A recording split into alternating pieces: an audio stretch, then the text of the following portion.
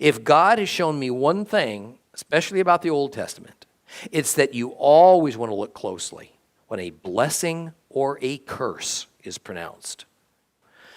But now coming back to Genesis 28, verse 3. We see what happens to be, what appears to be, the same blessing that God gave to Abraham and then Abraham gave to Isaac, now being transferred by Isaac to Jacob. But there's an important difference, where most Bibles say that Isaac said to Jacob something like, that you may become a company of people or a company of nations. The Hebrew for a company of people or company of nations is kahal amim. Kahal amim. This is entirely different than what God promised to Abraham and what was promised to Isaac. That is, that they would produce goyim, a mixture of nations. Because kahal amim, in its most literal translation, is used in Hebrew as the opposite of what God had told Abraham. Literally, kahal amim means a holy convocation or a holy assembly of fellow countrymen.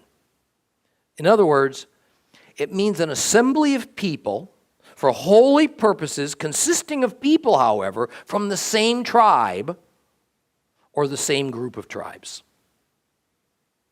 That is, Jacob, who would soon be renamed to Israel, will be the first one in the line of the covenant promise who would produce as his offspring only Hebrews. He will produce only nations of Hebrew people, only people who would be called by the time of Moses God's precious treasure. I want to summarize that again so you get it. Abraham produced, as children, Hebrew and non-Hebrew offspring, just as God promised him in Genesis 12:2, with Isaac being the Hebrew. Abraham's son Isaac then went on to produce Hebrew and non-Hebrew children, with Jacob being the Hebrew. But Jacob now, he will produce only Hebrews, all the tribes of Israel, which is exactly what the blessing of a kahal amim, a holy convocation of fellow countrymen, that's what that's telling us. Well, moving on, beginning in verse 6. We are told that Esau observed that Isaac sent Jacob to Mesopotamia to get his wife because his father detested Canaanite women. Poor Esau. He's already taken 2 Canaanite wives, which had greatly displeased his father, and now in a misguided, almost comical attempt to make amends, he goes to his father's brother's family, Esau's uncle Ishmael, the son that Abraham had sent away, and Esau takes now an Ishmaelite woman for a third wife. What a knucklehead. But as a matter of fact, as this event is told to us, its future effect is beyond calculation. Because here we have an alliance through intermarriage formed.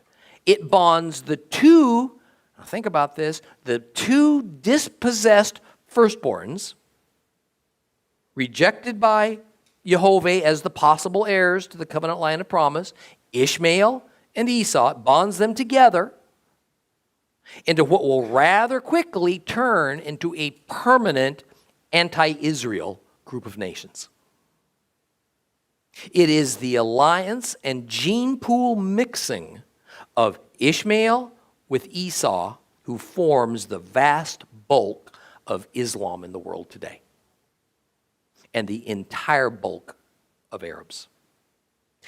This report of such few words in verse 9 radically altered the course of history. And it set in motion the circumstances that are going to bring about the Antichrist. and the end of history as we know it.